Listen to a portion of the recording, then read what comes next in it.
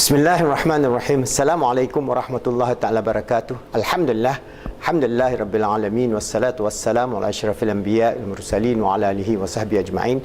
Alhamdulillah, in the previous video I have explained to you the research that is being done on the nature of consciousness by Sir Roger Penrose, as well as Strout Hameroff and a lot of their other researchers on consciousness, which they have their annual conferences all over the world, and you can follow them through their publication as well as their videos. What is important is that if we look from the perspective of Islamic framework for psychology as well as positive Islamic cognitive behavior therapy, I'm just proposing a model or a framework which strike me as something that is very useful for us, and it can be very powerful if we can understand this area. Because in the previous video I've explained to you how the nafs, the self, the being is linked together. That means our jasad is linked to the mind, linked to the qalb, linked to the roh, and our being is being approached from three levels. That is the levels of coherence, synergy and integration. And this coherence can be at the level of the self, the family, the community, global, and you can add one more level, the universe. Okay, so we are looking at the fullness of our existence, not only from the physical state, but also the mind, the heart, and the roh. All right, and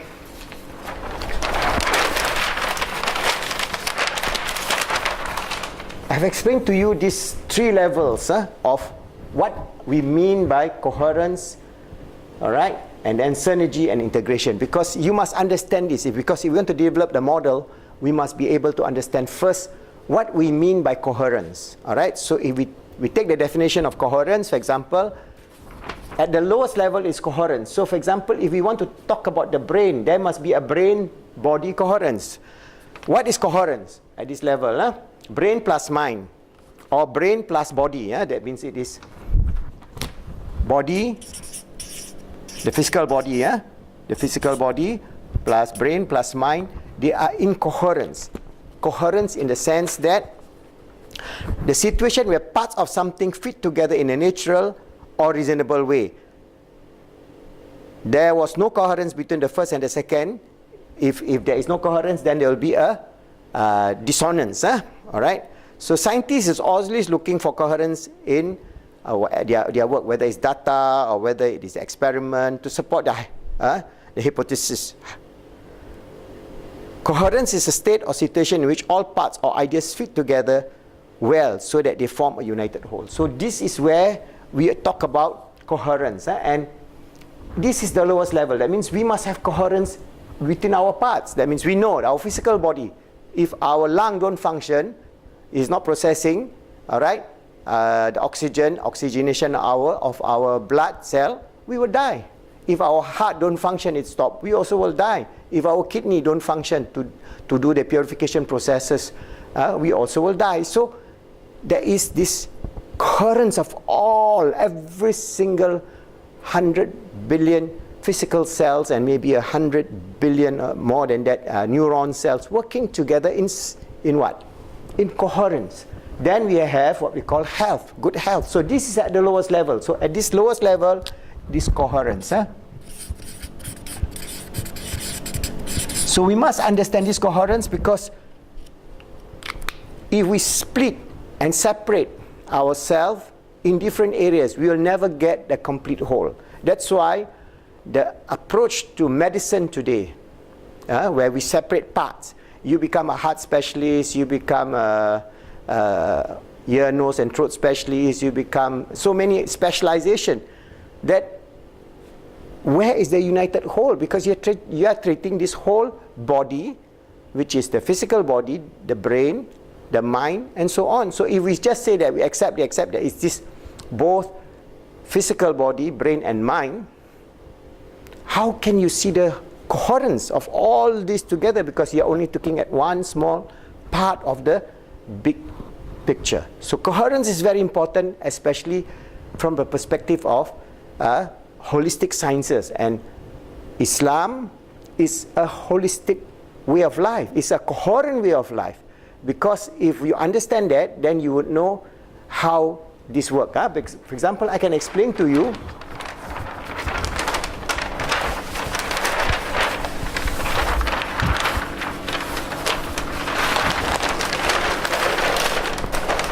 If we look at the idea of cognitive dissonance, all right, if we have cognitive dissonance,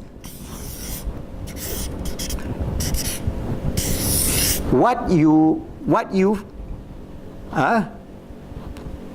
do or think or believe, and what is there's a gap, all right, between what you do. That means what is your belief and what you do. All right, there's a gap. So your belief say you want to do good, but your do is you're doing evil. So that is what cognitive dissonance.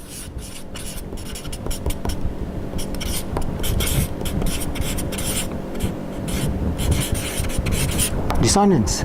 So this will create a problem.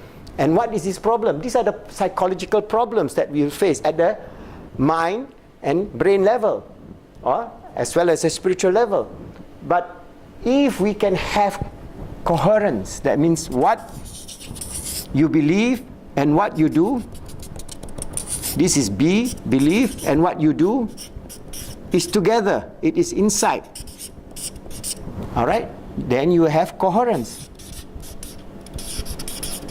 So this is the idea of coherence within Islamic psychology that I'm trying to use as a first base. That means the first base is always coherence. That means you have all your parts together. How are you going to make the parts work together so that they become of the fullness of your being, yourself? That means your aspect of the physical, aspect of the conscious and subconscious mind, aspect of the heart, the intuitive heart, aspect of the raw, are put together. Because those are your realities. Those are what is endowed to you as your very nature of your existence on this earth. All right, so that the first basis is coherence, and if you look at coherence, it will be at this level. Okay, we talk about this level, and coherence also can come at this level.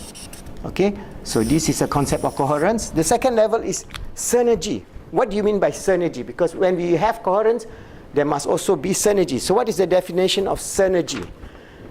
Synergy, the interaction or cooperation of two more parts, or organization, or substance, or agent, or to produce a combined effect greater than the sum of the separate part. That means if we synergize, we have, it's not 1 + 1 = 2, we have 1 + 1 = 10. The whole idea of synergistic approach. That means if we can understand, that means how we're going to look at our brain. If we just accept the brain as the only thing that we have, then we are not synergizing with our mind. We are not synergizing with our, that means the subconscious, the unconscious mind. So how are we going to get a better result in terms of creativity, in terms of productivity, in terms of stability in life, in terms of freedom from fear, freedom from phobia, and so many other things. So this aspect is synergy, and synergy is working at the second level.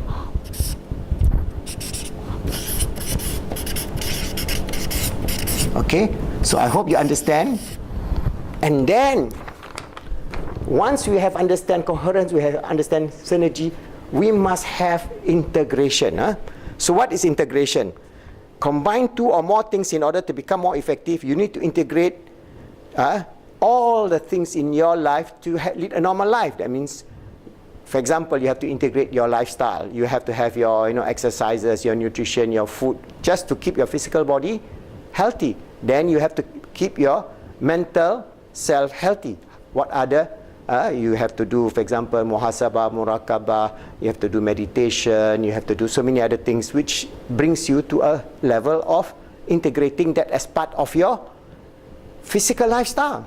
All right, so the idea is, for example, the coordination of mental processes into the normal effective personality with or on the environment, and also, for example, integration is the process of getting people from all diverse backgrounds to live and work together as a united human being, as a united being, rather than separately. So these are some definition of integration, but from the perspective of our sense of integration, that means at the highest level, we integrate every aspect of our existence. That means our brain, all right, our heart, our roh, our physical self, they're all integrated.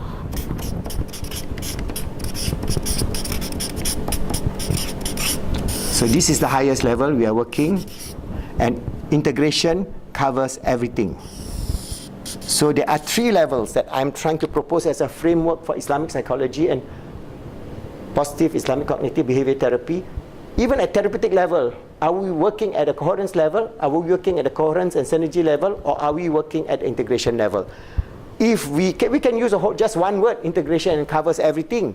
But it is a subtle development of a framework that we can progressively develop, because here also we are progressively developed. So there are 3 levels: nafsul ammara, nafsul lawama, and nafsul mutmainnah, and we have coherence, synergy, integration.